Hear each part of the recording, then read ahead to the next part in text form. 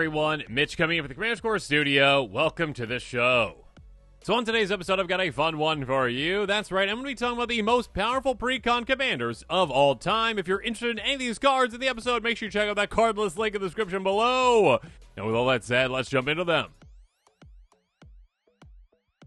First up, Stella wildcard, one that I still cannot believe that Wizards actually made as a Precon commander. A 2/4 human rogue for 3 mana and is it super low to the ground. Whenever you cast your second spell each turn, exile the top card of your library. Until the end of your next turn, you may play that card. Oh, and by the way, by tapping it, you copy target instant short spell you control. Choose targets of the copy. Oh, but hey, activate them if you cast 3 more spells this turn, so sure. There is a slight limitation on this card, but not really. It's very easy for you to get to that point.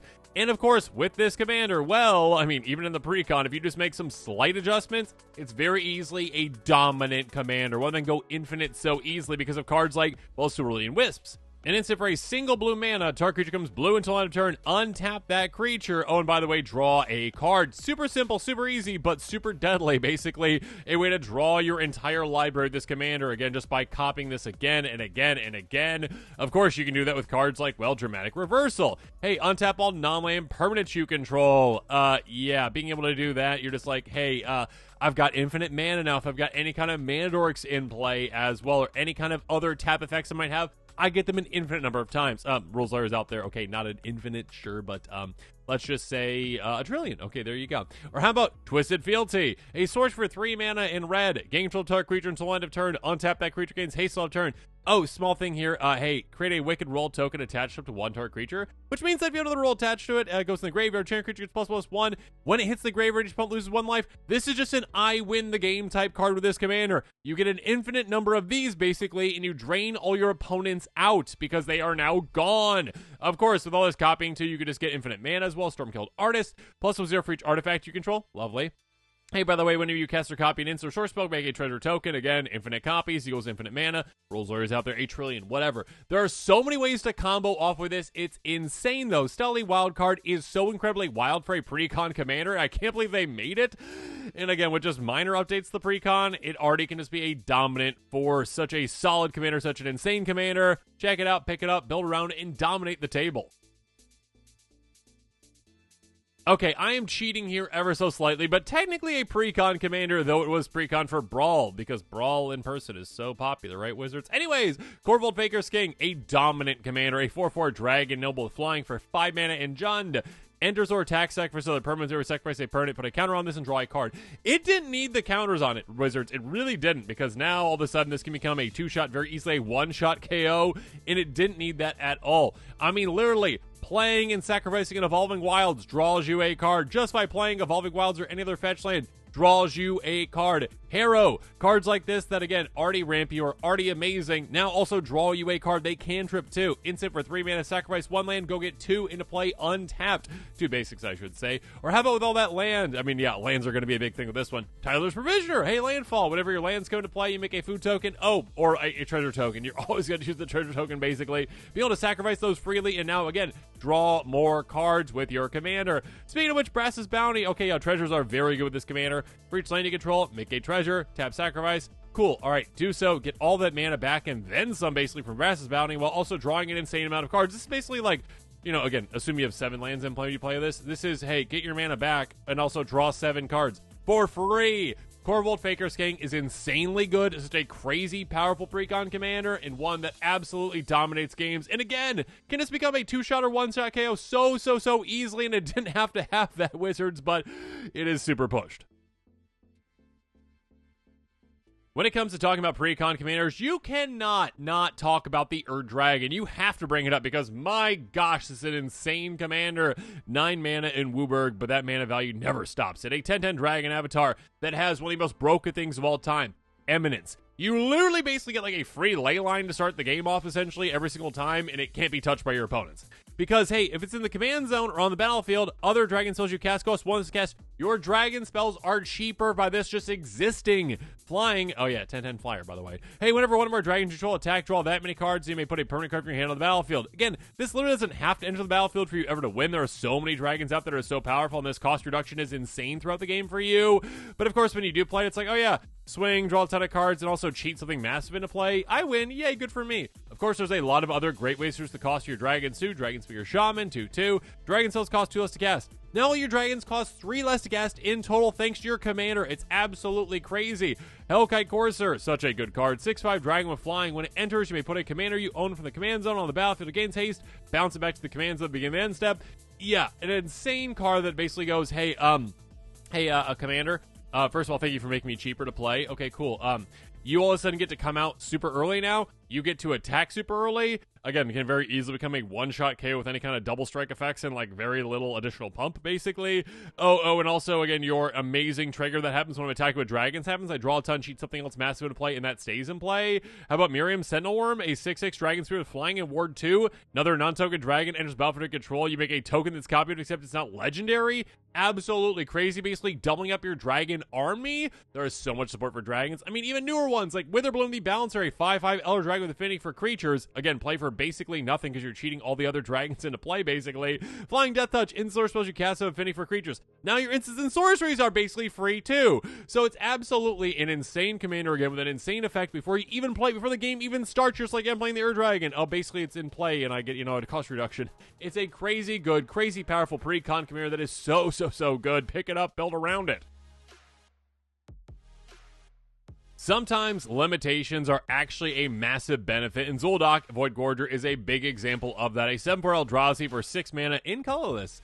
Hey, but it also says colorless spells you cast from your hand with mana value 7 or greater have Cascade. Insane amounts of value that you get off the top of your library for free just by playing those big spells. And of course, some of them basically don't even cost that much. You're like, oh yeah, I get reductions for those, so good for me. All this extra free value you are getting, all while, again, access to, well, again, no, you have the least amount of colors, right? You have no colors, you're in colorless, but it does give you access to basically all the utility lands and just be able to use all of them because you're like, I'm in colorless. I can utilize almost as many of the utility lands as I want, which are absolutely amazing. You're getting more and more great ones these days. And of course, you can take advantage of cards like Ultimate Origin of Oblivion, a 4/4 God with flying for 5 mana, attacks with a blight counter on target land. As long as the blight counter, it loses all land types and abilities, has tap, add a colorless. Oh, by the way, if you tap a land for colorless, you add an additional colorless. Yeah, this gives you extra mana. You can go super quick. You can get even bigger spells out. And you can cast things like All Is Dust. Again, take advantage of the fact that you are colorless. Each player sacrifices all colored permanents they control. That is typically all their things except for, like, mana rocks, basically. All of them are gone. Your stuff is untouched. Oh, and by the way, when you play this, you cascade twice. Absolutely crazy. Darksteel Monolith, an insanely good card. Indestructible for 8 mana. On each turn, well, you can pay 0 and play the mana cost for a color spell from your hand. So again, play something massive for free, which then cascades and gets you more things for free. It's crazy good. Metalwork Colossus, again, there are these massive cards that cost so much. Again, it costs 11. It's a 10/10 construct. Oh, but you're never going to pay that. It costs excess cast for actually total mana value of non-creature artifacts you control. Yeah, you're going to be playing this basically for free. Again, it's going to cascade off of 11 twice. Sacrifice 2 artifacts you can bring back from your grave to your hand again and do it again. It's such a crazy good card. Again, this is a commander that gives you so much insane value. Again, it hyper focuses you onto colorless, which again, some might see as a downside because of the lack of the card pool, but it's actually an upside because the card pool is very powerful. And also you can super focus on utility cards when it comes to lands, and also super powerful colorless cards like All Is Dust. It's such a good commander, such a powerful one, and it packs a punch with the Precon, and of course an upgraded Precon too. Anje Falkenrath, when it was first introduced, people were like, oh, well, that's interesting, but the power potential is actually insane. A 1/3 vampire with haste for 3 mana in Rakdos. Tap, discard a card, draw a card. Hey, whenever you discard a card, if it's got madness, you untap this. Yeah, it's a crazy good, crazy powerful commander because of the potential of just discarding an insane amount of cards, drawing an insane amount of cards, basically rummaging through your entire library, and well, getting to some combos very quickly. I mean, first of all, again, madness cards like Call to the Netherworld are so good. Return a black creature card from your graveyard back to your hand, madness 0. Play it for free, basically, when you discard it. Bring something else back, probably something that does have madness that you can then discard and get things out of it. Or how about Blazing Root Walla? Again, madness 0. Play it for free. A 1/1 lizard for a single red mana. How can that be so good? I mean, you can only pump it once. How is that good? Well, let me tell you, there's certain little combos you can work out with. Mortuary, that's right, Mortuary, a super old weird card. Enchant for 4 mana. Whenever any creature is put into your graveyard from play, you put that creature on top of your library. So essentially, you say, oh, okay, get my Root Walla out. It dies or something like, say, Goblin Bombardment. Sacrifice a creature, 1 image to any target, and all of a sudden it goes on top of my library. I discard and I draw. I keep doing it again and again because it keeps hitting the graveyard. I keep getting things back Anje Falkenrath can be doing some insane things, essentially. You're basically, able to draw your entire library super quickly with the right madness build around this. It is so good, so consistent, and so amazing. An insane Precon commander that's just going to get better and better throughout the years as we get more and more madness cards when they do come out. Okay, we are back to the Brawl Precons. Okay, sorry, Wizards. Anyways, Chulane Teller Tales is an insanely pushed commander, though. Again, they really wanted to make Brawly things, so they really push things with the commanders. Chulane is an insanely powerful Precon commander, though a 2/4 Human Druid for 5 mana in Bant. Whenever you cast a creature spell, draw a card, then you may put a land from your hand onto the battlefield. By paying 3, you tap and bounce a creature back to its owner's hand. Creature, you control, I should say. Anyways, this is one that is so cheaty. It is one that's like, hey, okay, you play creature spells, you get 2 of the best things in the world. Drawing cards and cheating lands into play, which means that you get, well, ramp as well as card advantage all in one. Oh, and by the way, there are certain easy combos that you can work with this. Shrieking Drake is definitely one of them. A 1/1 Drake for a single blue mana that's got flying, enters the battlefield, bounce a creature control back to its owner's hand, including this one. So you just basically play it. You get your commander's trigger. Maybe, put an island into play. Do it again and again and again and again, as many times as you basically can, essentially.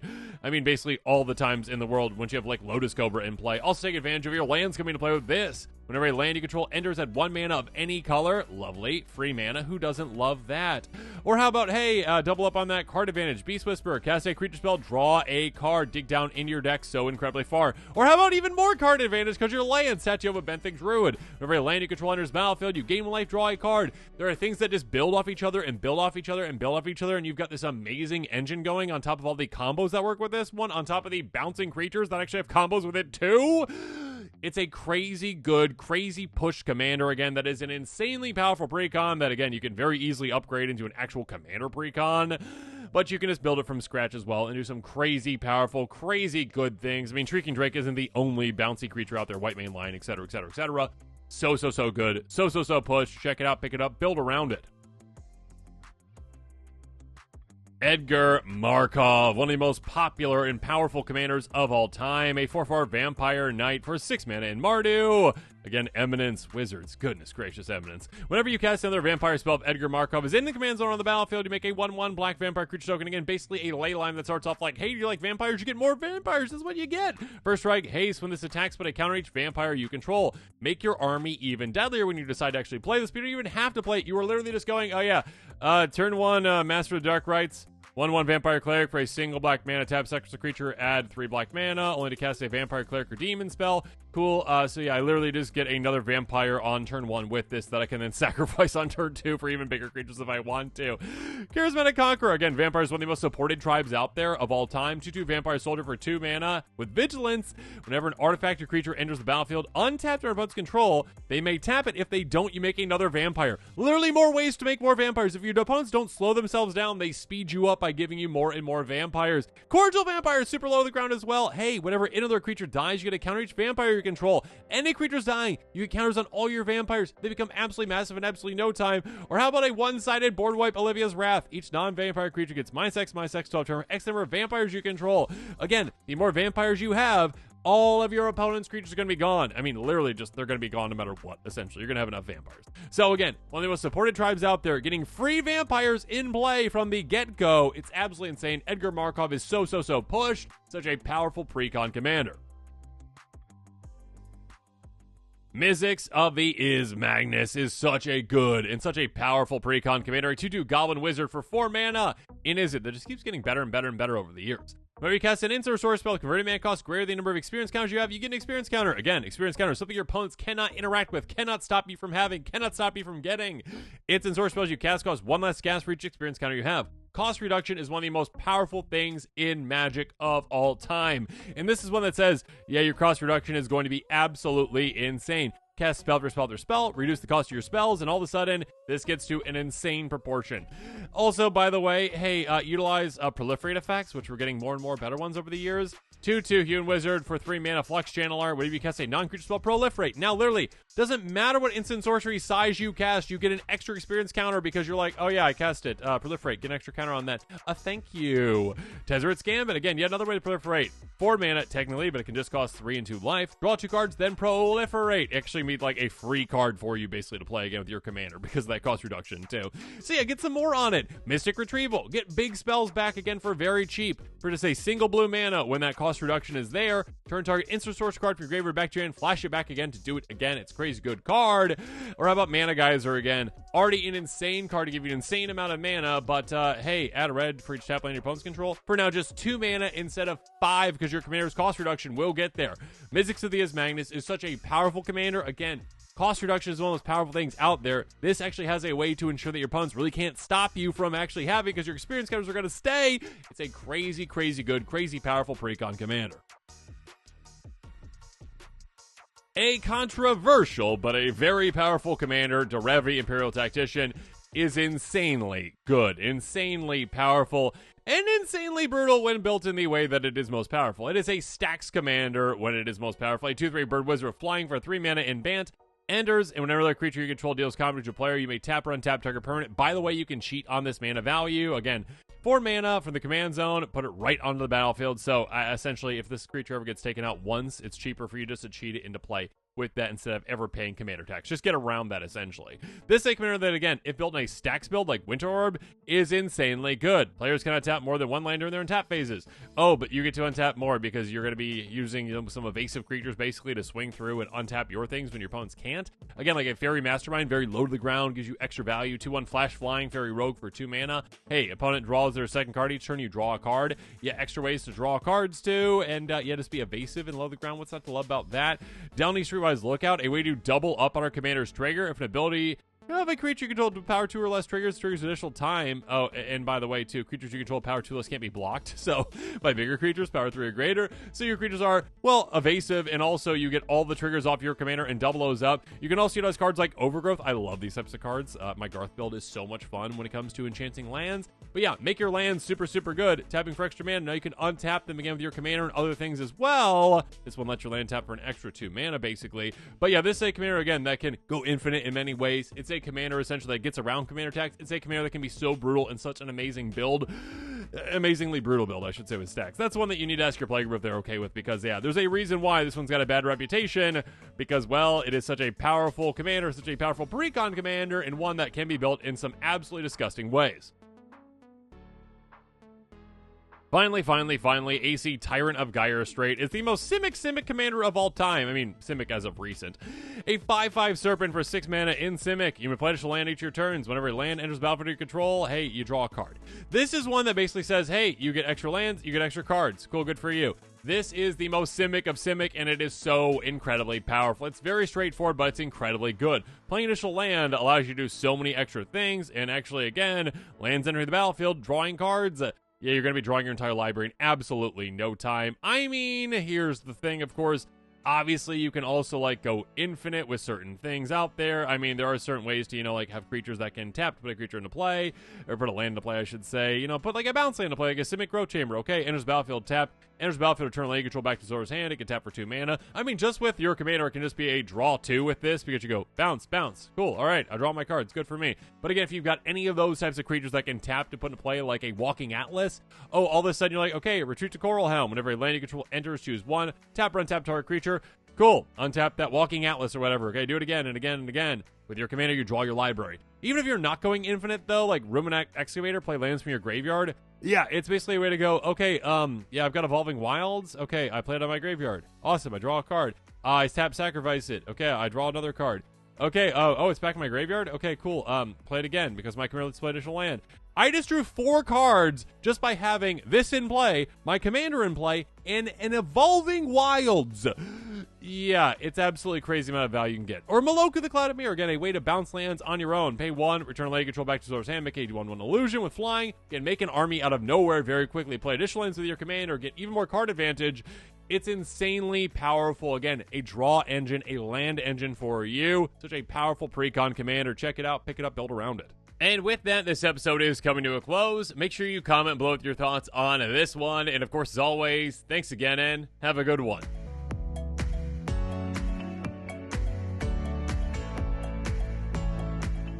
This show and episodes like this one are possible thanks to viewers like you. If you're looking for an easy way to help support this show, make sure that you like, share, and subscribe. Also, hit that bell notification icon so you don't miss any new episodes. You can also go check out our playmats and other merchandise at thecommandersquarters.com. Another easy way to support this show is with our TCG player affiliate links. So whether you're buying a deck or individual cards, you can use this general link right here or one in the description. And the final way that you can support this show is by supporting us directly by becoming a patron. There are many benefits to being a patron, and I truly couldn't do this without all of their support.